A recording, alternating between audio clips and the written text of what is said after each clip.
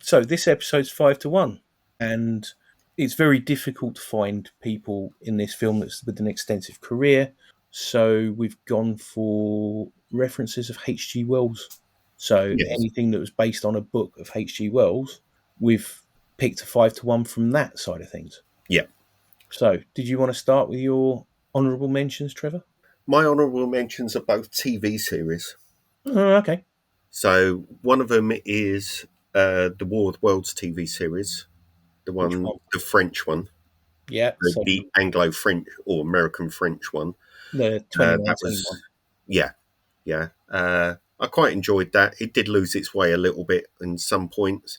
And my other one is something we just mentioned recently, the David McCallum Invisible Man series.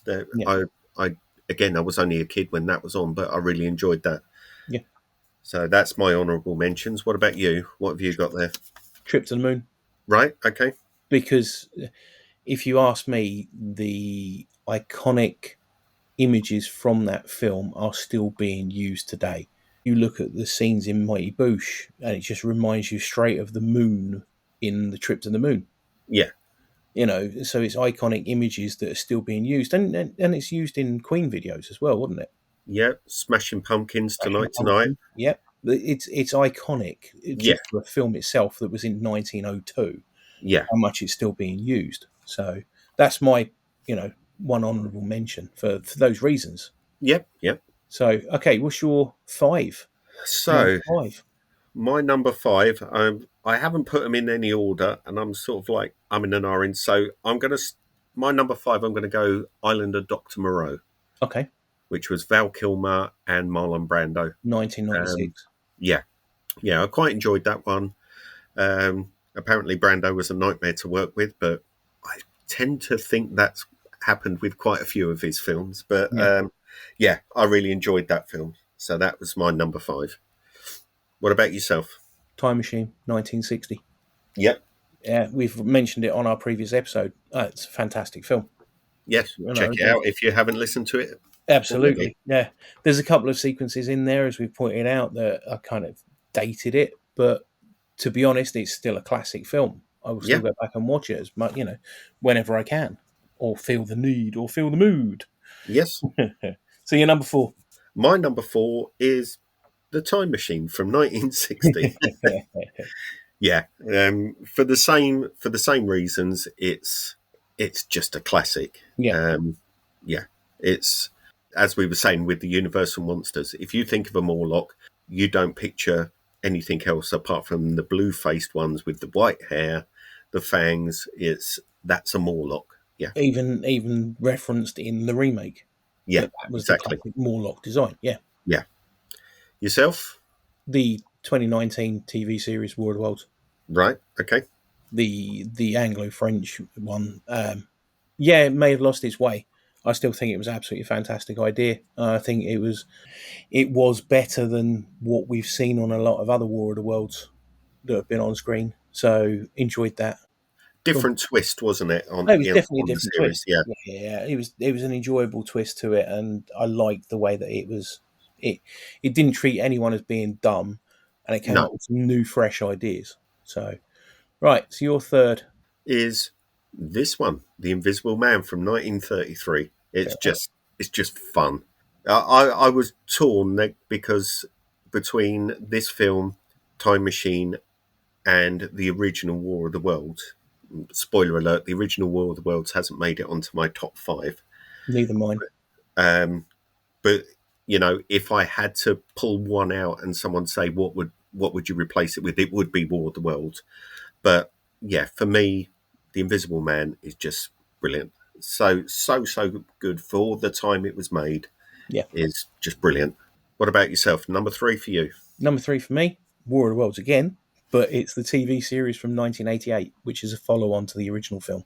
Yeah, I just remember seeing that as a kid. It's one of those, for us in the UK, a lot of American style sci-fi series were on at stupid like 12, 1, 2, 3 o'clock in the morning. So you had to set your VCR for it. That Highwayman and things like that were all yeah, set at that time. So you had Coach, Sledgehammer, a lot of decent American, even Married with Children, wasn't it? on about that Yeah, time that of was year. always on late. Yeah, Yeah. So it was stuff that you could quite easily miss, and I think the UK audience probably did miss this and a lot of other decent sci-fi that came in from the States. But no, I remember watching it as a kid. I remember enjoying it, and that's why it's hit number 3 on my list. But it is a continuation to the original film, as we said in our previous episode. yep. Number 2 for you. Empire of the Ants. Okay. Um, you can't beat a giant creature, and you know what's better than a giant ant? And it's just a fun film. It's not brilliantly made, but yeah, I really enjoy it. It's Joan Collins is in it. It's from I think 1977 or something like that. Um, I think it had been done before, a couple of Yeah. black and white sort of style films, but I don't think it was one that was actually based on the H.G. Wells book. It was one of those ones where it was around about the time of like the 40-foot woman and things, Yeah. things growing big or things going small. It was of a time where it was like, right, what can we make big or what can we make small now? And I think the old original ones were from that sort of point. But this was one that was actually based on the H.G. Wells. I think it was a short story. I don't think it was a Yeah. I full think it was a short novel. story. Yeah. Not a very well known short story. No. So what about you? You're number two, The Invisible Man 2020. right? Okay. Number 2 and number 1 kept flicking around quite a lot, and I've just put this as number 2 instead of number 1. Yeah, I love this film, pure and simple, because it's edge of your seat. You have to constantly watch the screen. You can't take your eyes off it because you might miss something. It's that kind of stuff that I really enjoy. Yeah. It brings me into it, and as a kid, as I said to you before, as a kid, I ended up being able to watch horror films if I knew the actor was in something else afterwards. Right. Yeah. Does that make sense? To get my brain, because my brain always goes into watching things so heavily. And this film, The Invisible Man 2020, it just did exactly the same thing. I was so focused on what was going on screen to not miss anything. And it was just brilliant. It just hit a great nerve in my head. Yeah. Yeah. So it would probably go in towards my honourable mentions as well. This one, but there was just the other ones that did it for Yeah, me. fair enough. Number 1 for you? Again, it's an old one. It's First Men in the Moon. Yeah. It was. I remember this. It was normally always on the summer holidays. Um, I haven't seen it for a while, but I still remember it. Um, I'd probably pick the science at the hell out of it now because it's Oh, yeah. probably so inaccurate. But I yeah, don't think they've got any helmets on when they're wandering around in space. I don't think so, and I'm not sure there's sort of like ant people, Yeah, I think they were aliens, riding on top of the rocket rather than inside it. something like that. I can't remember. Like I say, it's been a few years since I did it and or watched it. Yeah, But yeah, I always remember enjoying that when it was on. What about yourself then? What's your top one? I'm going to be controversial. Ooh, ooh, go on then. My number 1 is Jeff Wayne's War of the Worlds. Okay, yeah, I'll take that. I didn't even think of that one. That is my top. At the end of the day, Jeff Wayne's War of the Worlds is a gateway into H.G. Wells for a lot of people, and Yeah, I love the soundtrack. I love the album. I love what he's done with the storyline. yeah, And yeah, to me, that is the epitome of anything H.G. Wells is. Jeff Wayne's War of the Worlds. I love yeah. it.